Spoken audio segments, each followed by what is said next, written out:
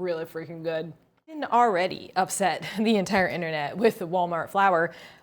Do it for the people, for a loaf that tastes good and has more protein. So, oh, good morning. So today we've got a little bit of a different video. I'm going to show you how to use protein powder to make a higher protein sourdough loaf. Let's add a processed product into our sourdough.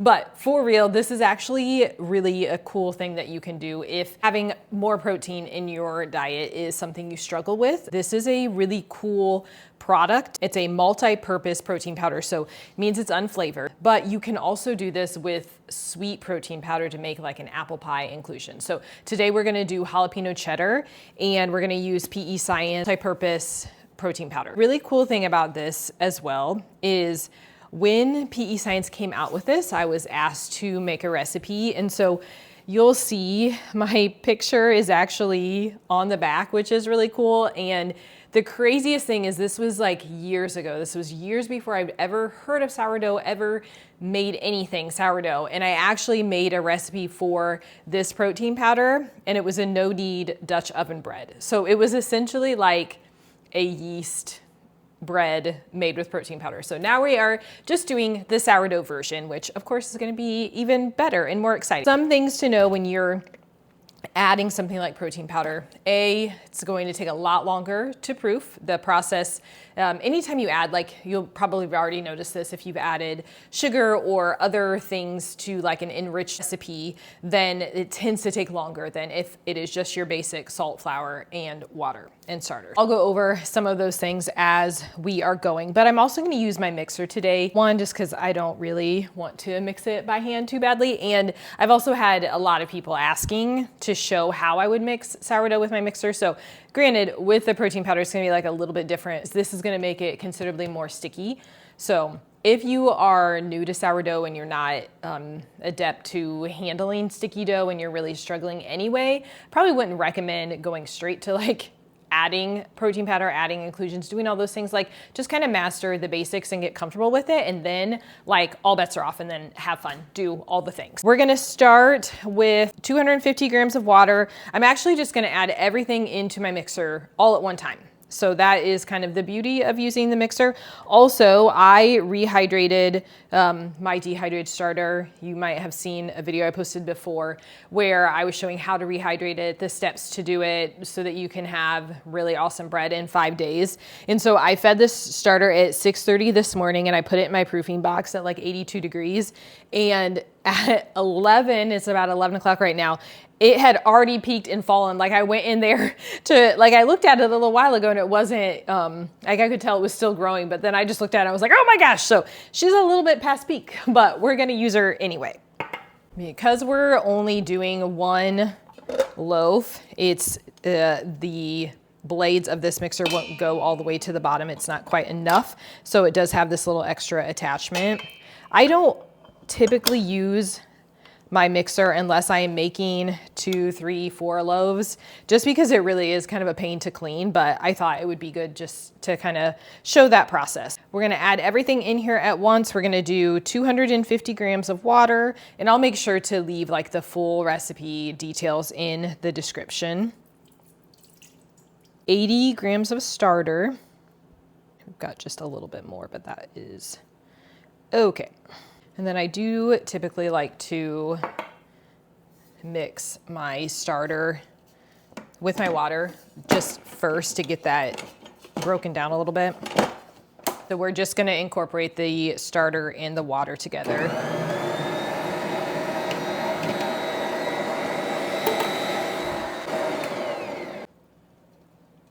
All right, and then to the water and the starter, we're gonna add 100 grams of bread flour to 100 grams of protein powder. I found 300 grams of flour to 100 grams of protein powder seems to be about a good ratio. I think if you try to use any more protein powder than that, you're really gonna struggle with your structure, and it's not going to hold shape, and it's gonna be really difficult to deal with.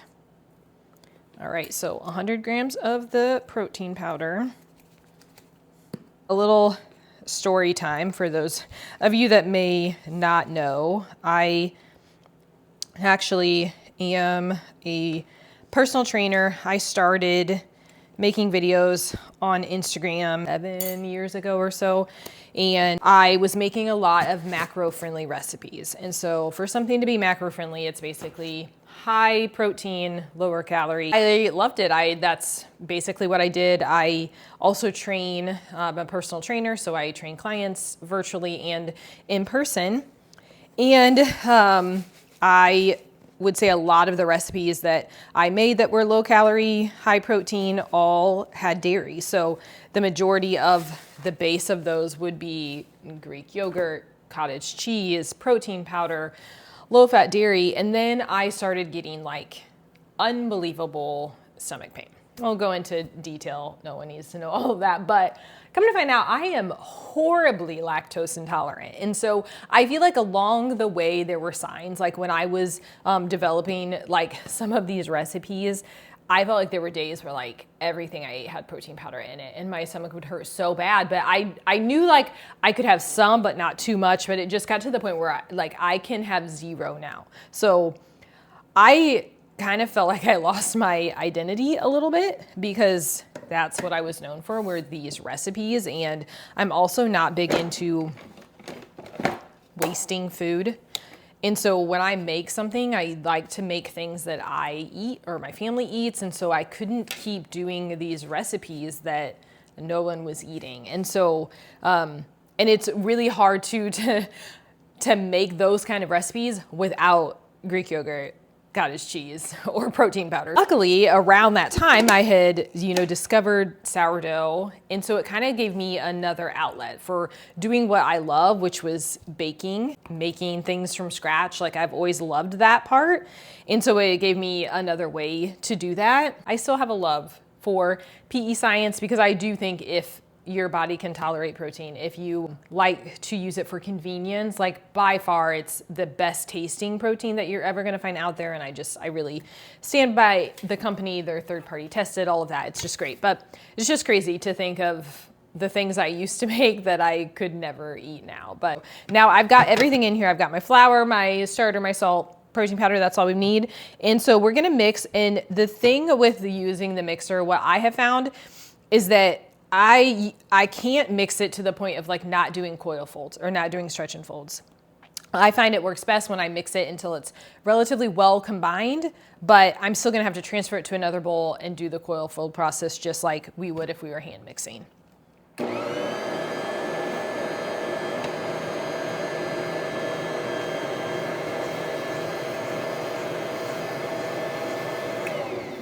Something that you'll notice when mixing the protein powder in is at first it looks really dry, and then you're gonna think, oh no, I really should add more water. The hydration is gonna be too low.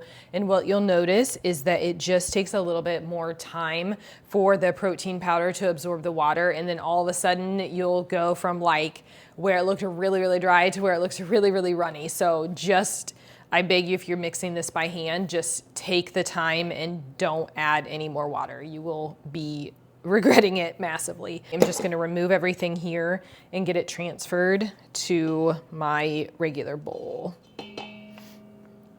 And this honestly is it's just such a pain. Like I love this mixer so much, but man, I hate this part.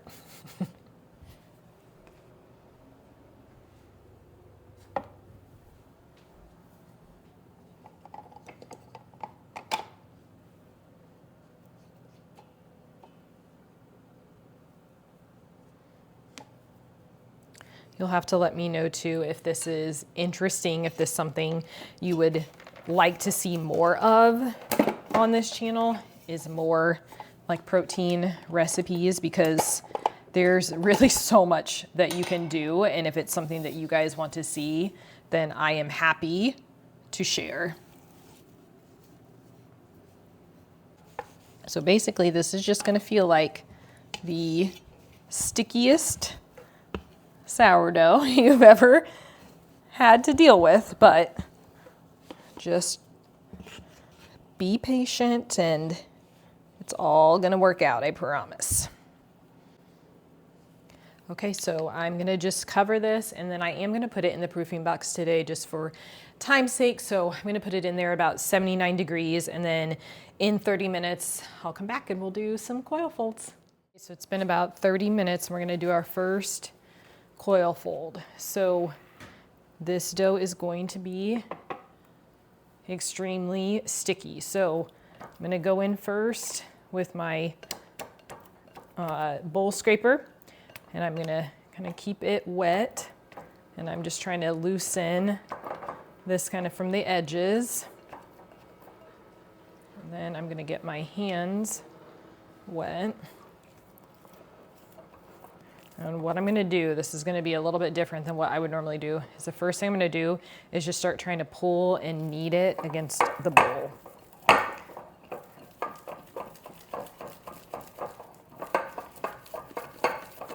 So we've really got to do the best that we can to develop gluten up front with this loaf.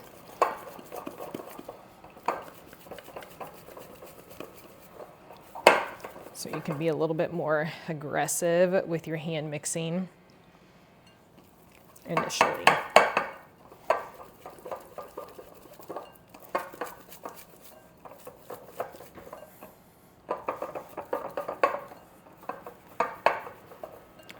So not too bad. I'm just gonna try to scrape those last little bits kind of underneath there. Okay, so we'll come back and do one more actual coil fold before I add the jalapeños and cheddar.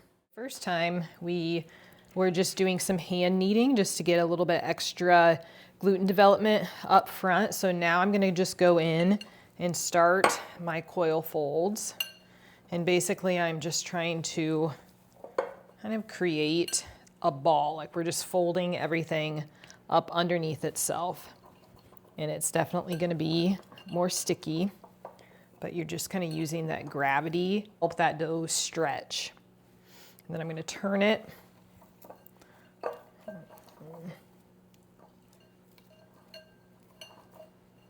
Okay, so she's holding together pretty well, so we'll let that sit for another 30 minutes, and then we'll add the jalapeños and the cheddar. Go in, add our inclusions. So what I'm gonna do is just go with about 1/3 of the cheese and 1/3 of the jalapeños.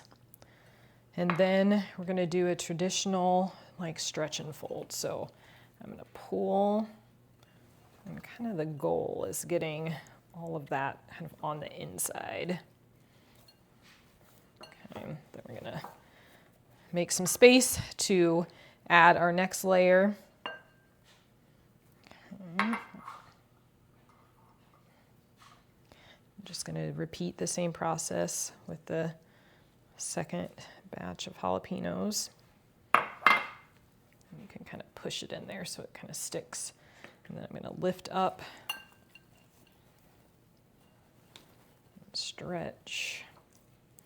And we're doing this just to create layers of the cheese and jalapeno. I like doing my inclusions like this because I feel like they get more evenly spaced throughout the bread than when you do them during the lamination process. Let me stretch again. Now our goal is to try to get this back into a ball. So I'm gonna just start pulling in.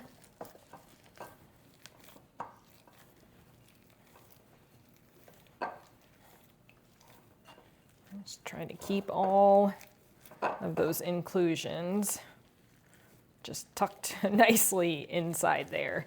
And then when we do another coil fold, that will just help incorporate them in even more. My hands are getting a little sticky.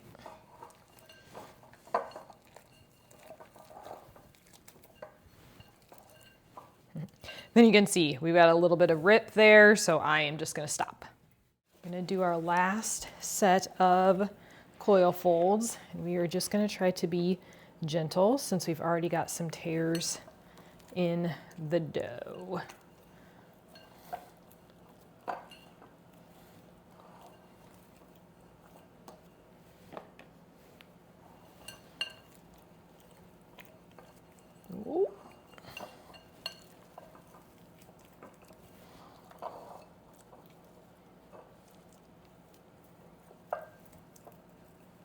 All right, I think I'm just gonna leave it. I don't wanna make those tears any worse. So we're just gonna let this do the rest of its bulk fermentation. Hello. So last night when I went to shape this loaf, it was pretty late and it was pretty dark out, and lighting was kind of terrible. So I didn't have the greatest time shaping it. So we're going to put it in a loaf pan and then do like a double loaf pan method. So this is great for, like, it's still gonna trap the steam just like it would if this were a Dutch oven, but I'm not gonna have to worry about the loaf holding shapes. It can rise up rather than just like spread out everywhere. So I am just spraying with a little non-stick spray, and then can see, I mean, she didn't really do much in the fridge, but it is maybe just a tiny, like it might have just risen like a tiny bit. But I am literally just going to do my best to transfer. Not too bad. Kind of move it so it's like in the middle. And then I am just gonna do one large expansion score, just like right down the middle. Okay, so I'm gonna cover it up with the other loaf pan, and then we are just gonna bake at 425 degrees for 30 minutes.